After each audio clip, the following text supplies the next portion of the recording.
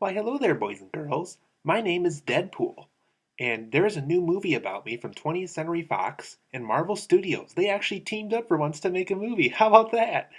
And well, Tom Richardson's actually here to review the movie instead. I'm not here to review it. I mean, I'm Deadpool. I mean, why would I review my own movie? I mean, that's kind of stupid.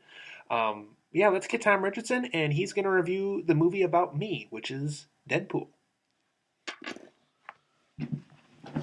So hey guys, obviously Ryan Reynolds does a way better job voicing and playing Deadpool than I did a second ago. This is just a little micro bobblehead of Deadpool I got a while ago.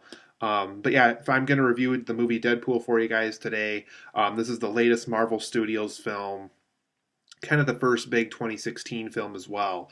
In this film, you guys, this film is kind of a complete retelling of Deadpool. It's definitely not the Deadpool we got from X-Men Origins Wolverine. They completely started the character over in this movie, though it's still in that same X-Men universe that we're still familiar with.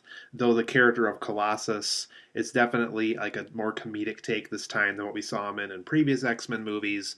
But this is the X-Men universe that we're used to, but in a Deadpool storyline that is completely new. So in this film, you guys, it's about an ex-mercenary. He's not quite Deadpool yet. His name is Wade Wilson, and he gets diagnosed with a severe form of cancer. And it's around a time where he's fallen in love with a girl that he really likes. They really click. They have matching personalities. They have funny little back and forths every once in a while.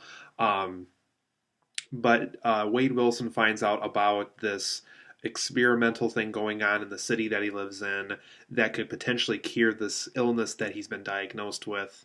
And so he goes with it. The girlfriend really didn't know about it. He just kind of ditched her at the last minute. So he kind of, bites the bullet and gives this experimental thing a chance that he was kind of doubtful with at first. And it ends up giving him this mutant power that lets him regenerate very quickly, kind of not to get hurt that much, even if he's shot to death or stabbed. He can regenerate from these kind of things. But he finds out that, and this isn't a spoiler, this is shown in the trailer. Any synopsis online is probably going to tell you this too. He basically finds out that they're giving him these powers for a different reason than he thought he was going to do. He thought this really was going to cure his cancer, and this was kind of a gift that was given to him. But when he finds out that it's not for those purposes, he tries to track down the man responsible who made him this way. He gave him a very ugly appearance as a result and has to wear this Deadpool suit that you see here. Due to the appearance that he has after this experiment that went down. So basically, it becomes a revenge story of Deadpool tracking down the man that made him become Deadpool as a curse and trying to potentially find a way to get him out of this curse and to make him the Wade Wilson that he was before he became diagnosed with cancer. So overall, guys, I love this movie a lot. I thought it was really fun. Probably the most fun Marvel film I've seen in a long time. It's not quite the best in quality. Like, it's not like, the next Captain America 2 or the next Iron Man or the next Avengers 1. I don't think this film's quite in that same league as those other films, but it's definitely a very fun movie to watch. I think it's the most fun I've had watching a Marvel film in a long time, and that's really saying something because I thought Avengers 2 last year was a really fun movie to watch as well. But Deadpool found a way to become really unique, break the fourth wall, and do things I think is really refreshing for the superhero genre right now. So for my positives and negatives of Deadpool, going back to that breaking the fourth wall thing, this one has a very fun narrative to it. Deadpool likes to kind of inform the audience of what's going on, kind of personally introduces himself to the audience, personally gives his own thoughts about certain things throughout the movie.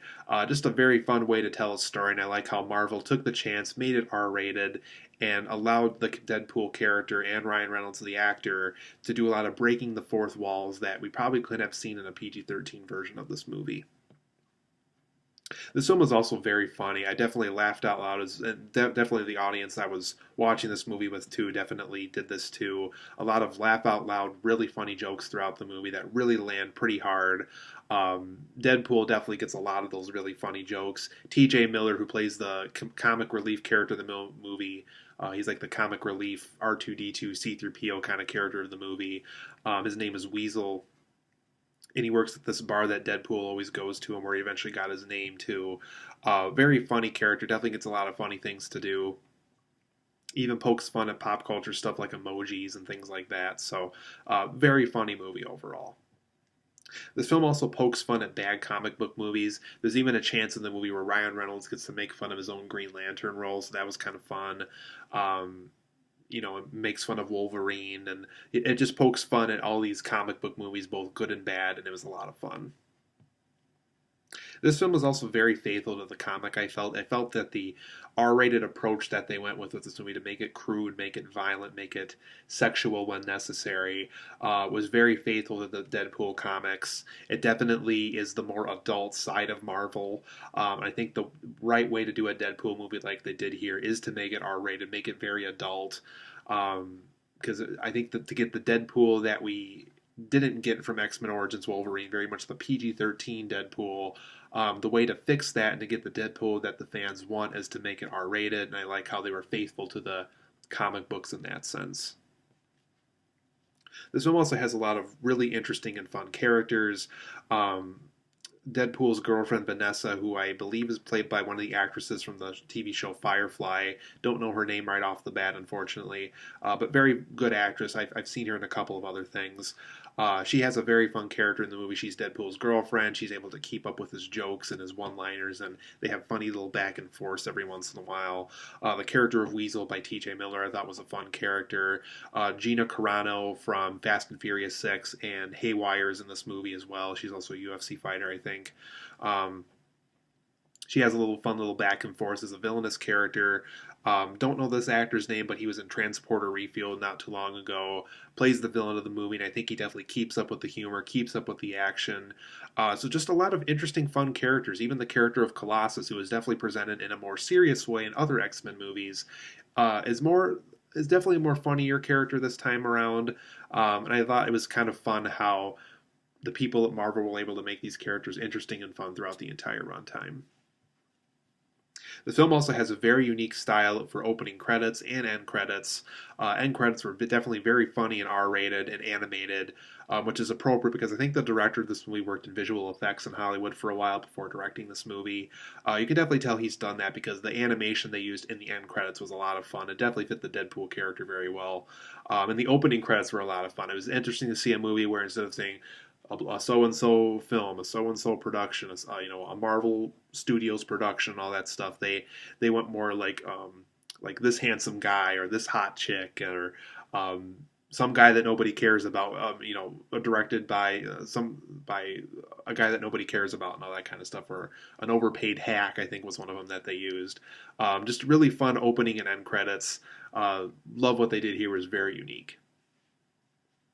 And also, make sure to stay after the credits for this movie. I know almost every Marvel film since the original Iron Man has done this. Just a really fun end credit scene they do with Deadpool here. Not the end credit scene I thought we were going to get, but it's definitely a more comedic kind of end credit scene. Just a lot of fun. It definitely was worth the price of admission just to see that last final joke that I thought really worked for this movie, that really fit the Deadpool movie that we just witnessed. So fun little end credit scene that Marvel pulled off here at the end. For my negatives of Deadpool, it's not quite a perfect film. Like I said, I think films like Avengers 1 and Iron Man 1 and Captain America 2 are definitely better examples of better superhero movies, I think, personally. Even like X-Men Days of Future Past, I thought was a really good movie as well. But some of my negatives of the movie, as I thought some of the crudeness of the movie, I would say specifically around the third act, is when some of the crudeness of these really harsh R-rated joke starts to wear off a little bit. You can definitely tell the humor's starting to die down just a little bit. It's still there, but I think by the end of the movie, I think it just kind of ran out of steam, or they ran out of really funny stuff to do. Just for me personally, the crudeness kind of wore off by the end. Another negative I had is in Act 1 of the movie, it's a very unfocused story structure. They go back and forth and back and forth and back and forth and back and forth until Act 2, where they finally tell things in chronological order, like I thought this film should have been told. But yeah, it's very back and forth. They stop right in the middle of the action just to go all the way back to show Wade Wilson at the beginning. Then they go all the way back to that highway scene from earlier, and then they go all the way back to something from way, way earlier in his life, and then they go all the way back. So it's just a very annoying back and forth that they pull off in Act One. I'm perfectly fine, with the opening credits scene being way later in the movie. It worked in Iron Man.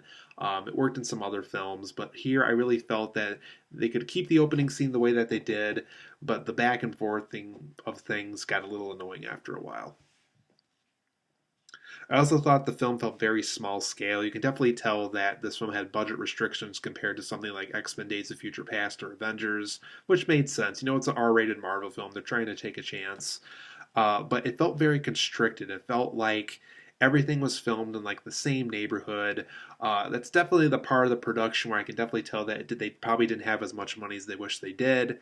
I just didn't like how the whole film felt like everything was within like 20 minutes of each other, like every scene. And the way the story plays out, you think certain characters would do a better job hiding out certain places and things like that. Um, so I think they could have gone with a bigger scale than what they went with. Just me personally, I would have preferred something that didn't felt so constricted with its film scenarios and film environments that they used for shooting locations. But overall, I'm going to give Deadpool a 9 out of 10. This is a very fun film. If you love Marvel movies, if you love the character of Deadpool, even if you love the X-Men, both the comics or the movies, I think Deadpool is a very fun film to watch. Like I said, that breaking the fourth wall narrative is a lot of fun. It's very funny. It's faithful to the comics. Interesting and fun characters the entire runtime. Opening credits and end credits are very unique. That fun end credit scene that Marvel always does, and it's always very fun to see, but it's really fun in this movie. But that unfocused story structure in Act One, some of the crudeness just weared off after a while to me. And the film overall felt a little bit more smaller scale than I would have preferred. And I would have preferred if the film didn't felt so constricted with where they could shoot certain scenes. So overall, a 9 out of 10, really fun Marvel film. If you love Marvel Comics again, I would highly recommend seeing this film. Deadpool is a lot of fun. Make sure to go see my movie.